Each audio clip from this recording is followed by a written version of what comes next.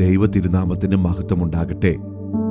ഇന്ന് 158 ദിവസം. നാം വായിക്കുന്നത് ആവർത്തന പുസ്തകം 5 അധ്യായം, സദൃശ്യവാക്യങ്ങൾ 25 അധ്യായവും 2 കൊരിന്ത്യർ 9 അധ്യായവുമാണ്. ആവർത്തന പുസ്തകം 5 അധ്യായം. മോശെ എല്ലാ ഇസ്രായേലിനോടും വിളിച്ചു പറഞ്ഞത് എന്തെന്നാൽ, ഇസ്രായേലേ, ഞാനിന്ന് നിങ്ങളെ കേൾപ്പിക്കുന്ന ചട്ടങ്ങളും വിധികളും കേൾപ്പീൻ. അവയെ പഠിക്കുകയും പ്രമാണിച്ചനുസരിക്കുകയും ചെയ്യുവീൻ. നമ്മുടെ ദൈവമായ യഹോവ ഹോരേബിൽ വെച്ച് നമ്മോടൊരു നിയമം ചെയ്തുവല്ലോ. ഈ നിയമം യഹോവ നമ്മുടെ പിതാക്കന്മാരോടല്ല, നമ്മോട് ഇന്ന് ഇവിടെ ജീവനോടിരിക്കുന്ന നമ്മോടൊക്കെയും തന്നെ ചെയ്തത്. യഹോവ പർവ്വതത്തിൽ തീയുടെ നടുവിൽ നിന്ന് നിങ്ങളോട് അഭിമുഖമായി അരുളി ചെയ്തു. തീ ഹേതുവായി നിങ്ങൾ ഭയപ്പെട്ട് പർവ്വതത്തിൽ കയറാഞ്ഞതുകൊണ്ട് യഹോവയുടെ വചനം നിങ്ങളോട് അറിയിക്കേണ്ടതിന് ഞാൻ അക്കാലത്ത് യഹോവയ്ക്കും നിങ്ങൾക്കും മധ്യേ നിന്നു. അവൻ കൽപ്പിച്ചതെന്തെന്നാൽ, അടിമ വീടായ മിസ്രയീം ദേശത്തു നിന്ന് നിന്നെ കൊണ്ടുവന്ന യഹോവയായ ഞാൻ നിന്റെ ദൈവമാകുന്നു. ഞാനല്ലാതെ അന്യദൈവങ്ങൾ നിനക്ക് ഉണ്ടാകരുത്. വിഗ്രഹം ഉണ്ടാക്കരുത്. മീതെ സ്വർഗത്തിലെങ്കിലും താഴെ ഭൂമിയിലെങ്കിലും ഭൂമിക്ക് കീഴെ വെള്ളത്തിലെങ്കിലും ഉള്ള യാതൊന്നിന്റെയും പ്രതിമ അരുത്. അവയെ നമസ്കരിക്കുകയോ സേവിക്കുകയോ ചെയ്യരുത്. നിന്റെ ദൈവമായ യഹോവ എന്ന ഞാൻ തീഷ്ണതയുള്ള ദൈവമാകുന്നു. എന്നെ പകയ്ക്കുന്നവരിൽ പിതാക്കന്മാരുടെ അകൃത്യം 3-ാമത്തെയും 4-ാമത്തെയും തലമുറ വരെ മക്കളുടെ മേൽ സന്ദർശിക്കുകയും എന്നെ സ്നേഹിച്ച് എന്റെ കൽപ്പനകളെ പ്രമാണിക്കുന്നവർക്ക് 1000 തലമുറ വരെ ദയ കാണിക്കുകയും ചെയ്യുന്നു. നിന്റെ ദൈവമായ യഹോവയുടെ നാമം വൃഥാ എടുക്കരുത്. തന്റെ നാമം വൃഥാ എടുക്കുന്നവനെ യഹോവ ശിക്ഷിക്കാതെ വിടുകയില്ല. നിന്റെ ദൈവമായ യഹോവ നിന്നോട് കൽപ്പിച്ചതുപോലെ ശബ്ബത്ത് നാൾ ശുദ്ധീകരിച്ച് ആചരിക്ക. 6 ദിവസം അധ്വാനിച്ച് നിന്റെ വേലയൊക്കെയും ചെയ്യുക. 7-ാം ദിവസമോ നിന്റെ ദൈവമായ യഹോവയുടെ ശബ്ബത്താകുന്നു. അന്ന് നീയും നിന്റെ മകനും മകളും നിന്റെ വേലക്കാരനും വേലക്കാരത്തിയും നിന്റെ കാളയും കഴുതയും നിനക്കുള്ള യാതൊരു നാൽക്കാലിയും നിന്റെ പടിവാതിൽക്കകത്തുള്ള അന്യനും ഒരു വേലയും ചെയ്യരുത്. നിന്റെ വേലക്കാരനും വേലക്കാരത്തിയും നിന്നെ പോലെ സ്വസ്ഥമായിരിക്കേണ്ടതിന് തന്നെ. നീ മിസ്രയീം ദേശത്ത് അടിമയായിരുന്നുവെന്നും അവിടെ നിന്ന് നിന്റെ ദൈവമായ യഹോവ നിന്നെ ബലമുള്ള കൈകൊണ്ടും നീട്ടിയ ഭുജം കൊണ്ടും പുറപ്പെടുവിച്ചു എന്നും ഓർക്ക. അതുകൊണ്ട് ശബ്ബത്ത് നാൾ ആചരിപ്പാൻ നിന്റെ ദൈവമായ യഹോവ നിന്നോട് കൽപ്പിച്ചു.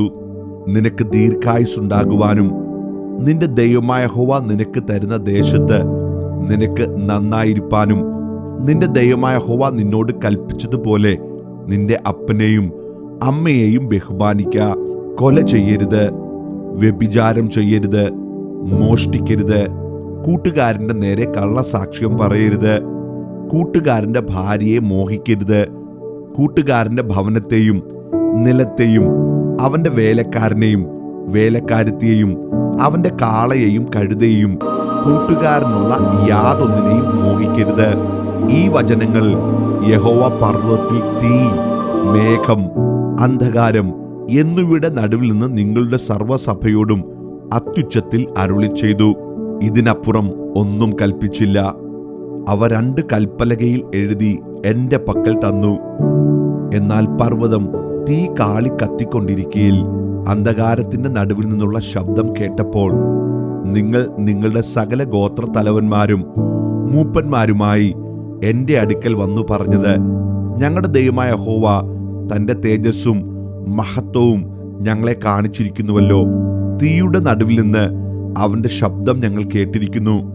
ദൈവം മനുഷ്യരോട് സംസാരിച്ചിട്ടും അവർ ജീവനോടിരിക്കുമെന്ന് ഞങ്ങൾ ഇന്ന് കണ്ടുമിരിക്കുന്നു. ആകയാൽ ഞങ്ങൾ എന്തിനു മരിക്കുന്നു? ഈ മഹത്തായ തീയ്ക്ക് ഞങ്ങൾ ഇരയായിത്തീരും. ഞങ്ങളുടെ ദൈവമായ യഹോവയുടെ ശബ്ദം ഇനിയും കേട്ടാൽ ഞങ്ങൾ മരിച്ചു പോകും.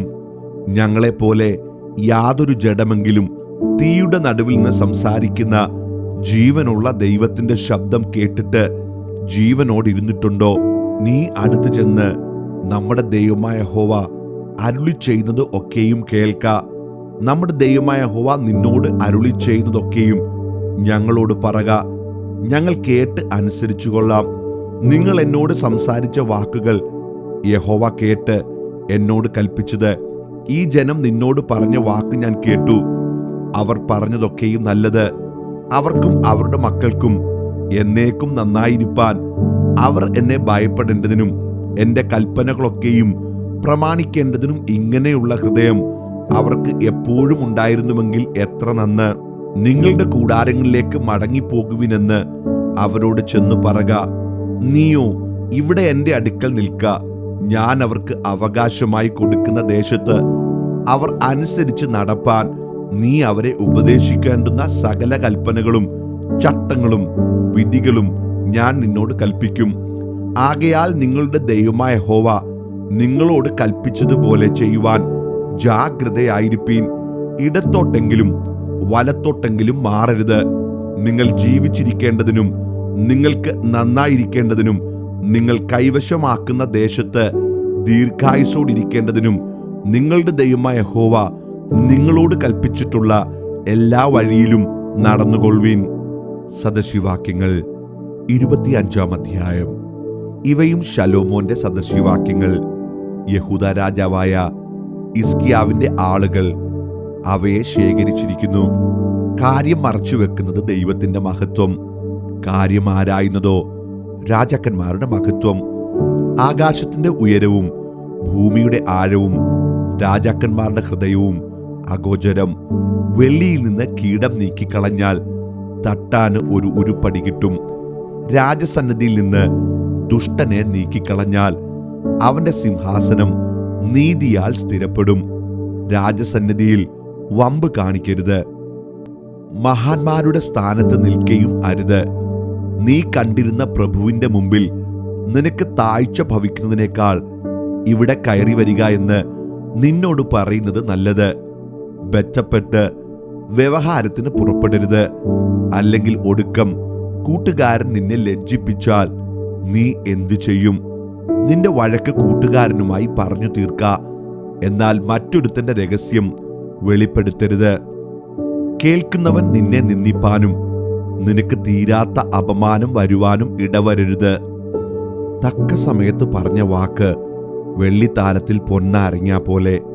കേട്ടനുസരിക്കുന്ന കാതിന് ജ്ഞാനിയായ ഒരു ശാസകൻ പൊൻകടുക്കനും തങ്കം കൊണ്ടുള്ള ആഭരണവുമാകുന്നു. വിശ്വസ്തനായ ദൂതൻ തന്നെ അയക്കുന്നവർക്ക് കൊയ്ത്ത് കാലത്ത് ഹിമത്തിന്റെ തണുപ്പ് പോലെ. അവൻ യജമാനന്മാരുടെ ഉള്ളം തണുപ്പിക്കുന്നു. ദാനങ്ങളെ ചൊല്ലി വെറുതെ പ്രശംസിക്കുന്നവൻ മഴയില്ലാത്ത മേഘവും കാറ്റും പോലെയാകുന്നു. ദീർഘക്ഷാന്തി കൊണ്ട് ന്യായാധിപന് സമ്മതം വരുന്നു. മൃദുവായുള്ള നാവ് അസ്ഥിയെ നുറുക്കുന്നു. നിനക്ക് തേൻ കിട്ടിയാൽ വേണ്ടുന്നതേ ഭുജിക്കാവൂ. അധികം നിറഞ്ഞിട്ട് ഛർദിപ്പാൻ ഇടവരരുത്. കൂട്ടുകാരൻ നിന്നെക്കൊണ്ട് മടുത്ത് നിന്നെ വെറുക്കാതിരിക്കേണ്ടതിന് അവന്റെ വീട്ടിൽ കൂടെ കൂടെ ചെല്ലരുത്. കൂട്ടുകാരന് വിരോധമായി കള്ളസാക്ഷ്യം പറയുന്ന മനുഷ്യൻ മുട്ടികയും വാളും കൂർത്ത അമ്പുമാകുന്നു. കഷ്ടകാലത്ത് വിശ്വാസപാതകനെ ആശ്രയിക്കുന്നത് മുറിഞ്ഞ പല്ലും ഉളുക്കിയ കാലും പോലെയാകുന്നു. വിഷാദമുള്ള ഹൃദയത്തിന് പാട്ടുപാടുന്നവൻ ശീതകാലത്ത് വസ്ത്രം കളയുന്നത് പോലെയും യവക്ഷാരത്തിന്മേൽ ചെറുക്ക പകരുന്നത് പോലെയും ആകുന്നു. ശത്രുവിന് വിശക്കുന്നുവെങ്കിൽ അവന് തിന്മാൻ കൊടുക്ക. ദാഹിക്കുന്നുവെങ്കിൽ കുടിപ്പാൻ കൊടുക്ക. അങ്ങനെ നീ അവന്റെ തലമേൽ തീക്കനൽ കുന്നിക്കും. യഹോവ നിനക്ക് പ്രതിഫലം നൽകുകയും ചെയ്യും. വടുതിക്കാറ്റ് മഴ കൊണ്ടുവരുന്നു. ഏഷണി വാക്ക് കോപഭാവത്തെ ജനിപ്പിക്കുന്നു. ശണ്ട കൂടുന്ന സ്ത്രീയോടുകൂടെ പൊതുവീട്ടിൽ പാർക്കുന്നതിനേക്കാൾ മേൽപ്പുരയുടെ ഒരു കോണിൽ പാർക്കുന്നത് നല്ലത്. ദാഹമുള്ളവന് തണ്ണീർ കിട്ടുന്നതും ദൂരദേശത്തു നിന്ന് നല്ല വർത്തമാനം വരുന്നതും ഒരുപോലെ. ദുഷ്ടന്റെ മുമ്പിൽ കുലുങ്ങിപ്പോയ നീതിമാൻ കലങ്ങിയ കിണറ്റിനും മലിനമായ ഉറവിനും സമം. തേൻ ഏറെ കുടിക്കുന്നത് നന്നല്ല. പ്രയാസമുള്ളത് ആരായുന്നതോ മഹത്വം. ആത്മസംയമനം ഇല്ലാത്ത പുരുഷൻ മതിലില്ലാതെ ഇടിഞ്ഞു കിടക്കുന്ന പട്ടണം പോലെയാകുന്നു. 2 കൊരിന്ത്യർ 9 അധ്യായം. വിശുദ്ധന്മാർക്ക് വേണ്ടി നടത്തുന്ന ദ്രവ്യശേഖരത്തെക്കുറിച്ച് നിങ്ങൾക്ക് എഴുതുവാൻ ആവശ്യമില്ലല്ലോ. അഖായ കീഴാണ്ട് മുതൽ ഒരുങ്ങിയിരിക്കുന്നു എന്ന് ഞാൻ നിങ്ങളെക്കുറിച്ച് മക്കദോന്യരോട് പ്രശംസിച്ചു വരുന്ന നിങ്ങളുടെ മനസ്സൊരുക്കം ഞാൻ അറിയുന്നു. നിങ്ങളുടെ എരിവ് മിക്ക പേർക്കും ഉത്സാഹ കാരണമായി തീർന്നിരിക്കുന്നു. നിങ്ങളെക്കുറിച്ച് ഞങ്ങൾ പറയുന്ന പ്രശംസ ഈ കാര്യത്തിൽ വ്യർത്ഥമാകാതെ ഞാൻ പറഞ്ഞതുപോലെ നിങ്ങൾ ഒരുങ്ങിയിരിക്കേണ്ടതിന് തന്നെ ഞാൻ സഹോദരന്മാരെ അയച്ചത്. അല്ലെങ്കിൽ പക്ഷേ മക്കദോന്യർ എന്നോടുകൂടെ വരികയും നിങ്ങളെ ഒരുങ്ങാത്തവരായി കാണുകയും ചെയ്താൽ നിങ്ങൾ എന്നല്ല ഞങ്ങൾ തന്നെ ഈ അതിധൈര്യം നിമിത്തം ലജ്ജിച്ചു പോകുമല്ലോ. ആകയാൽ സഹോദരന്മാർ ഞങ്ങൾക്ക് മുമ്പായി അങ്ങോട്ട് വരികയും നിങ്ങൾ മുമ്പേ വാഗ്ദത്തം ചെയ്ത അനുഗ്രഹം പിശുക്കായിട്ടല്ല അനുഗ്രഹമായിട്ട് ഒരുങ്ങിയിരിപ്പാൻ തക്കവണ്ണം മുമ്പുകൂട്ടി ഒരുക്കി വെക്കുകയും ചെയ്യേണ്ടതിന് അവരോട് അപേക്ഷിപ്പാൻ ആവശ്യമെന്ന് ഞങ്ങൾക്ക് തോന്നി. എന്നാൽ ലോഭമായി വിതയ്ക്കുന്നവൻ ലോഭമായി കൊയ്യും, ധാരാളമായി വിതയ്ക്കുന്നവൻ ധാരാളമായി കൊയ്യുമെന്ന് ഓർത്തുകൊള്ളുവീൻ. അവനവൻ ഹൃദയത്തിൽ നിശ്ചയിച്ചതുപോലെ കൊടുക്കട്ടെ, സങ്കടത്തോടെ അരുത്, നിർബന്ധത്താലും അരുത്. സന്തോഷത്തോടെ കൊടുക്കുന്നവനെ ദൈവം സ്നേഹിക്കുന്നു. നിങ്ങൾ സകലത്തിനും എപ്പോഴും പൂർണ്ണ തൃപ്തിയുള്ളവരായി സകല സൽപ്രവൃത്തിയിലും പെരുകി വരുമാറ് നിങ്ങളിൽ സകല കൃപയും പെരുക്കുവാൻ ദൈവം ശക്തനാകുന്നു. അവൻ വാരി വിതറി ദരിദ്രന്മാർക്ക് കൊടുക്കുന്നു. അവന്റെ നീതി എന്നേക്കും നിലനിൽക്കുന്നു എന്നെഴുതിയിരിക്കുന്നുവല്ലോ. എന്നാൽ വിതയ്ക്കുന്നവന് വിത്തും ഭക്ഷിപ്പാൻ ആഹാരവും നൽകുന്നവൻ നിങ്ങളുടെ വിതയും നൽകി പൊലിപ്പിക്കുകയും നിങ്ങളുടെ നീതിയുടെ വിളവ് വർദ്ധിപ്പിക്കുകയും ചെയ്യും. ഇങ്ങനെ ദൈവത്തിന് ഞങ്ങളാൽ സ്തോത്രം വരുവാൻ കാരണമായിരിക്കുന്ന ഔദാര്യമൊക്കെയും കാണിക്കേണ്ടതിന് നിങ്ങൾ സകലത്തിലും സമ്പന്നന്മാർ ആകും. ഈ നടത്തുന്ന ധർമ്മശേഖരം വിശുദ്ധന്മാരുടെ ബുദ്ധിമുട്ട് തീർക്കുന്നതുമല്ലാതെ ദൈവത്തിന് അനവധി സ്തോത്രം വരുവാൻ കാരണവുമാകുന്നു. ഈ സഹായത്താൽ തെളിയുന്ന സിദ്ധത ഹേതുവായി ക്രിസ്തുവിന്റെ സുവിശേഷം നിങ്ങൾ സ്വീകരിച്ച അനുസരണം നിമിത്തവും അവരോടും എല്ലാവരോടും നിങ്ങൾ കാണിക്കുന്ന കൂട്ടായ്മയുടെ ഔദാര്യം നിമിത്തവും അവർ ദൈവത്തെ മഹത്വപ്പെടുത്തും. നിങ്ങൾക്ക് ലഭിച്ച അതിമഹത്തായ ദൈവകൃപ നിമിത്തം അവർ നിങ്ങളെ കാണുവാൻ വാഞ്ചിച്ച് നിങ്ങൾക്ക് വേണ്ടി പ്രാർത്ഥിക്കും. പറഞ്ഞു തീരാത്ത ദാന നിമിത്തം ദൈവത്തിന് സ്തോത്രം.